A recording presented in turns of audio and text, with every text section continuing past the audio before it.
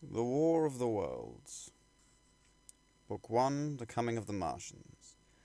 Chapter 12. What I Saw of the Destruction of Weybridge and Shepperton. As the dawn grew brighter, we withdrew from the window from which we had watched the Martians, and went very quietly downstairs. The artilleryman agreed with me that the house was no place to stay in. He proposed, he said, to make his way Londonward, and thence rejoin his battery, number 12 of the Horse Artillery. My plan was to return at once to Leatherhead, and so greatly had the strength of the Martians impressed me that I determined to take my wife to Newhaven and go with her out of the country forthwith. For I had already perceived clearly that the country about London must inevitably be the scene of a disastrous struggle before such creatures as these could be destroyed. Between us and Leatherhead, however, lay the third cylinder, with its guarding giants. Had I been alone, I think I should have taken my chance and struck across country, but the artilleryman dissuaded me. "It's no kindness to the right sort of wife," he said, "to make her a widow." And in the end I agreed to go with him, under cover of the woods, northward as far as Street Cobham, before I parted with him. Thence I would take a big detour by Epsom to reach Leatherhead. I should have started at once, but my companion had been in active service, and he knew better than that. He made me ransack the house for a flask, which he filled with whiskey, and we lined every available pocket with packets of biscuits and slices of meat. Then we crept out of the house, and ran as quickly as we could down the ill-made road by which I had come overnight. The houses seemed deserted. In the road lay a group of 3 charred bodies close together, struck dead by the heat ray. And here and there were things that people had dropped: a clock, a slipper, a silver spoon, and the like poor valuables. At the corner, turning up towards the post office, a little cart filled with boxes and furniture, and horseless, heeled over a broken wheel. A cash box had been hastily smashed open and thrown under the debris. Except for the lodge of the orphanage, which was still on fire, none of the houses had suffered very greatly here. The heat ray had shaved the chimney tops and passed. Yet, save ourselves, there did not seem to be a living soul on Maybury Hill. The majority of the inhabitants had escaped, I suppose, by way of the old Woking road, the road I had taken when I drove to Leatherhead, or they had hidden. We went down the lane, by the body of the man in black, sodden now from the overnight hail, and broke into the woods at the foot of the hill. We pushed through those towards the railway without meeting a soul. The woods across the line were but the scarred and blackened ruins of woods. For the most part the trees had fallen, but a certain proportion still stood, dismal grey stems with a dark brown foliage instead of green. On our side, the fire had done no more than scorch the nearer trees. It had failed to secure its footing. In one place, the woodsmen had been at work on Saturday. Trees, felled and freshly trimmed, lay in a clearing, with heaps of sawdust by the sawing machine and its engine. Hard by was a temporary hut, deserted. There was not a breath of wind this morning, and everything was strangely still. Even the birds were hushed, and as we hurried along, I and the artilleryman talked in whispers, and looked now and again over our shoulders. Once or twice we stopped to listen. After a time, we drew near the road, and as we did so we heard the clatter of hoofs, and saw through the tree stems 3 cavalry soldiers riding slowly towards Woking. We hailed them, and they halted while we hurried towards them. It was a lieutenant and a couple of privates of the 8th Hussars, with a stand like a theodolite, which the artilleryman told me was a heliograph. "You are the first men I have seen coming this way this morning," said the lieutenant. "What's brewing?" His voice and face were eager. The men behind him stared curiously. The artilleryman jumped down the bank into the road and saluted. "Gun destroyed last night, sir. Have been hiding, trying to rejoin battery, sir. You'll come in sight of the Martians, I expect, about a half-mile along this road." "What the dickens are they like?" asked the lieutenant. "Giants in armour, sir. 100 feet high, 3 legs and a body like aluminium, with a great mighty head in a hood, sir." "Get out," said the lieutenant. "What confounded nonsense!" "You'll see, sir. They carry a kind of box, sir, that shoots fire and strikes you dead." "What do you mean? A gun?" "No, sir." And the artilleryman began a vivid account of the heat ray. Halfway through, the lieutenant interrupted him and looked up at me. I was still standing on the bank by the side of the road. "It's perfectly true," I said. "Well," said the lieutenant, "I suppose it's my business to see it too. Look here," to the artilleryman.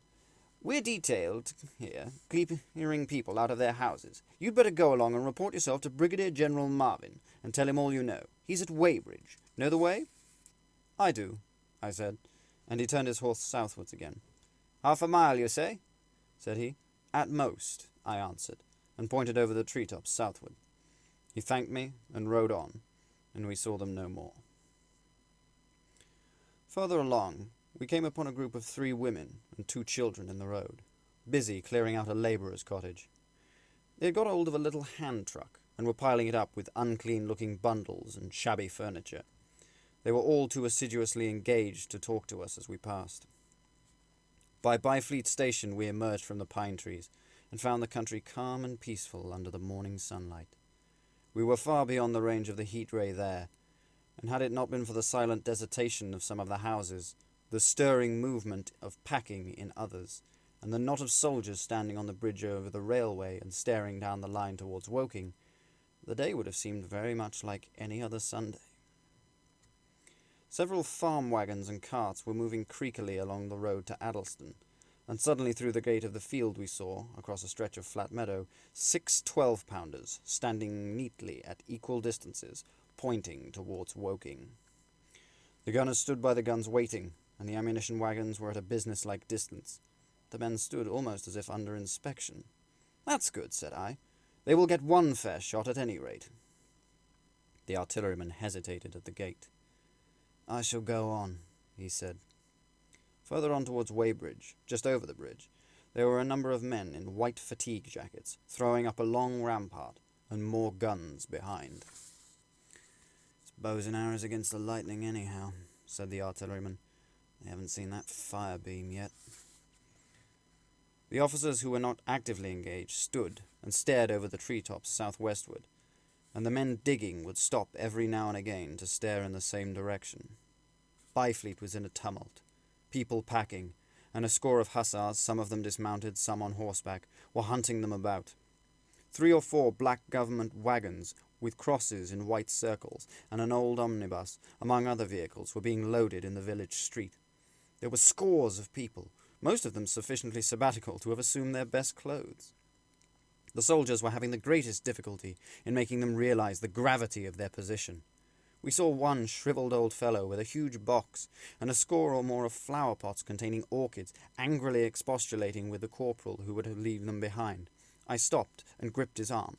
"Do you know what is over there?" I said, pointing at the pine tops that hid the Martians. "Eh?" he said, turning.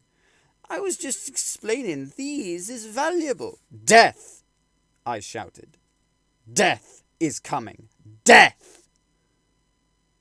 And leaving him to digest that, if he could, I hurried on after the artilleryman. At the corner I looked back. The soldier had left him, and he was still standing by his box, with the pots of orchids on the lid of it, staring vaguely over the trees. No one in Weybridge could tell us where the headquarters were established. The whole place was in such confusion as I had never seen in any town before. Carts, carriages everywhere, the most astonishing miscellaneancy of conveniences and horseflesh.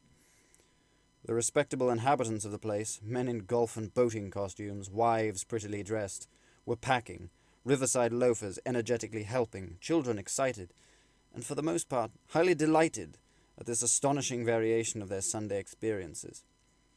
In the midst of it all, the worthy vicar was very pluckily holding an early celebration, and his bell was jangling out above the excitement. I and the artilleryman, seated on the step of the drinking fountain, made a very passable meal upon what we had brought with us. Patrols of soldiers, here no longer hussars, but grenadiers in white, were warning people to move now or to take refuge in their cellars as soon as the firing began. We saw, as we crossed the railway bridge, that a growing crowd of people had assembled in and about the railway station, and the swarming platform was piled with boxes and packages.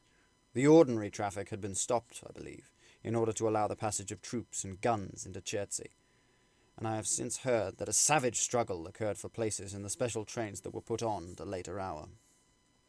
We remained in Weybridge until midday, and at that hour we found ourselves at the place near Shepperton Lock, where the Wey and the Thames join. Part of the time we spent helping 2 old women to pack a little cart. The Wey has a treble mouth, and at this point boats are to be hired, and there was a ferry across the river. On Shepperton's side was an inn with a lawn, and beyond that the tower of Shepperton Church. It had been replaced by a spire, rose above the trees. Here we found an excited and noisy crowd of fugitives. As yet, the flight had not grown to panic, but there were already far more people than all the boats going to and fro could enable to cross. People came panting along, under heavy burdens. One husband and wife were even carrying a small outhouse door between them, with some of their household goods piled thereon. One man told us he meant to try and get away from Shepperton Station. There was a lot of shouting, and one man was even jesting. The idea people seemed to have was that the Martians were simply formidable human beings who might attack and sack the town, to be certainly destroyed in the end. Every now and then, people would glance nervously across the way, at the meadows towards Chertsey, but everything over there was still. Across the Thames, except where boats landed, everything was quiet, in vivid contrast with the Surrey side. The people who landed there from the boats went tramping off down the lane. A big ferry boat had just made a journey. 3 or 4 soldiers stood on the lawn of the inn, staring and jesting at the fugitives without offering to help. The inn was closed, as it was now within prohibited hours. "What's that?" cried a boatman. "Shut up, you fool!" said a man near me to a yelping dog, and then the sound came again, this time from the direction of Chertsey. A muffled thud. The sound of a gun. The fighting was beginning. Almost immediately, unseen batteries across the river to our right, unseen because of the trees, took up the chorus, firing heavily, one after the other. A woman screamed.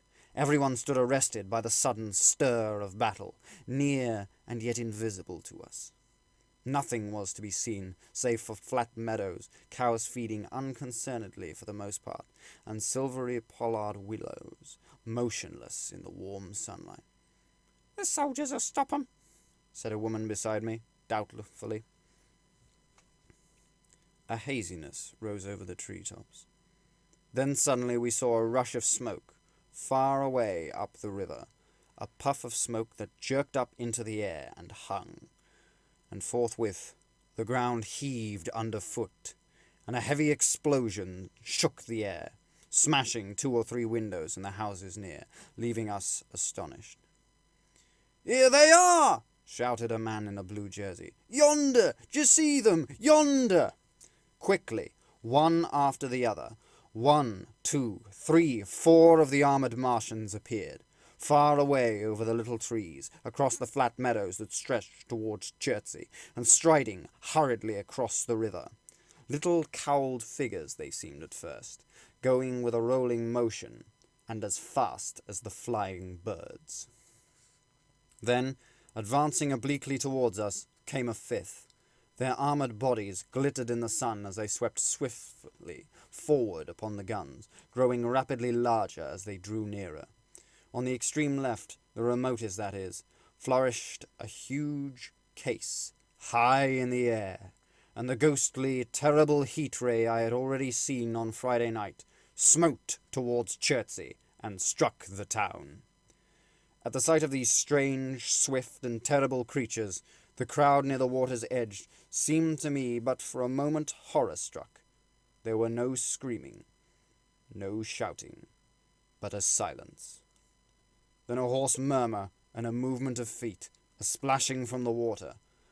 A man, too frightened to drop the portmanteau he carried on his shoulders, swung around and sent me staggering with a blow from the corner of his burden. A woman thrust at me with her hand and rushed past me. I turned with a rush of the people, but I was not too terrified for thought. The terrible heat ray was in my mind. To get under water! That was it.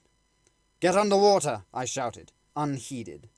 I faced about again, and rushed towards the approaching Martian, rushed right down the gravelly beach and headlong into the water. Others did the same. A boatload of people, putting back, came leaping out as I rushed past. The stones under my feet were muddy and slippery, and the river was so low that I ran perhaps 20 feet, scarcely waist deep. Then, as the Martian towered overhead, scarcely a couple of 100 yards away, I flung myself forward under the surface. The splashes of the people of the boats leaping into the river sounded like thunderclaps in my ears. People were landing hastily on both sides of the river. But the Martian machine took no more notice for the moment of people running this way and that than a man would of the confusion of ants in a nest against which his foot was kicked. Then, half suffocated, I raised my head above the water. The Martian's hood was pointed towards the batteries that were still firing across the river, and it was advancing. It swung loose what must have been the generator of the heat ray. In another moment it was on the bank, and in a stride wading halfway across, the knees of its foremost legs bent at the farther bank, and in another moment it had raised itself to its full height again, close to the village of Shepperton, forthwith the 6 guns which, unknown to anyone on the right bank, had been hidden behind the outskirts of that village, fired simultaneously. The sudden near concussion, the last close upon the first, made my heart jump. The monster was already raising in the case generating the heat ray as the first shell burst 6 yards above the hood. I gave a cry of astonishment. I saw and thought nothing of the other 4 Martian monsters, my attention riveted upon the nearer incident. Simultaneously, 2 other shells burst in the ear near the body as the hood twisted round in time to receive, but not in time to dodge, the 4th shell. The shell burst clean in the face of the thing. The hood bulged and flashed, and whirled off in a dozen tattered fragments of red flesh and glittering metal. "Hit!" shouted I, with something between a scream and a cheer. I heard answering shouts from the people in the water about me. I could have leapt out of the water with that momentary exultation. The decapitated colossus reeled like a drunken giant, but it did not fall over. It recovered its balance by a miracle, and no longer heeding its steps, and with the camera that fired the heat ray now rigidly upheld, it reeled swiftly upon Shepperton. The living intelligence, the Martian within the hood, was slain, and splashed to the 4 winds of heaven. And the thing was now but a mere intricate device of metal, whirling to destruction. It drove along in a straight line, incapable of guidance. It struck the tower of Shepperton Church, smashing it down as the impact of a battering ram might have done, swerved aside, blundered on, and collapsed with tremendous force into the river out of my sight. A violent explosion shook the air, and a spout of water, stream and mud, shattered metal shot far up into the sky. As the camera of the heat ray hit the water, the latter had immediately flashed into steam. In another moment, a huge wave, like a muddy tidal, bore but almost scaldingly hot, came sweeping round the bend upstream. I saw people struggling shorewards, and heard their screaming and shouting faintly above the seething and roar of the Martian's collapse. For a moment I heeded nothing of the heat, forgot the patent need of self-preservation. I splashed through the tumultuous water, pushing aside a man in black as I did so, until I could not see in the bend. 6 deserted boats pitched aimlessly upon the confusion of waves. The fallen Martian came into sight downstream, lying across the river, and for the most part submerged. Thick clouds of steam were pouring off the wreckage, and through the tumultuously whirling wisps I could see, intermittently and vaguely, the gigantic limbs churning the water and flinging a splash and spray of mud and froth into the air. The tentacles swayed and struck like living arms, and save for the helpless purposelessness of these movements, it was as if some wounded thing was still struggling for its life amid the waves. Enormous quantities of ruddy brown fluid were spurting up in noisy jets out of the machine. My attention was diverted from this death flurry by a furious yelling, like that of the thing called a siren in our manufacturing towns. A man, knee-deep near the towing path, shouted inaudibly to me and pointed. Looking back, I saw the other Martians advancing with gigantic strides down the riverbank in the direction of Chertsey. The Shepperton guns spoke this time, unavailingly. At that, I ducked at once under water, and, holding my breath until movement was an agony, blundered painfully ahead under the surface as long as I could. The water was in a tumult about me, and rapidly growing hotter. When for a moment I raised my head to take breath, and throw the hair and water from my eyes, the steam was rising in a whirling white fog that at first hid the Martians altogether. The noise was deafening. Then I saw them dimly, colossal figures of grey, magnified by the mist. They had passed by me, and two were stooping over the frothing, tumultuous ruins of their comrade. The third and fourth stood beside him in the water, one now perhaps 200 yards from me, the other towards Laleham. The generators of the heat ray waved high, and the hissing beams smote down this way and that. The air was full of sound, a deafening and confusing conflict of noises. The clangorous din of the Martians, the crash of falling houses, the thud of trees, fences, sheds flashing into flame, and the crackling and roaring of fire. Dense black smoke was leaping up to mingle with the steam from the river, and as the heat ray went to and fro over Weybridge, its impact was marked by flashes of incandescent white that gave place at once to a smoky dance of lurid flames. The nearer houses still stood intact, awaiting their fate, shadowy, faint, and pallid in the steam, with the fire behind them growing to and fro. For a moment, perhaps, I stood there, breast high in the almost boiling water, dumbfounded by my position, hopeless of escape. Through the reek I could see people who had been with me in the river, scrambling out of the water through the reeds, like little frogs hurrying through grass from the advance of a man, or running to and fro in utter dismay on the towing path. Then suddenly the white flashes of the heat ray came leaping towards me. Houses caved in as they dissolved at its touch, and out darted flames. The trees changed to fire with a roar. The ray flickered up and down the towing path, licking people off who ran this way and that, and came down to the water's edge not 50 yards from where I stood.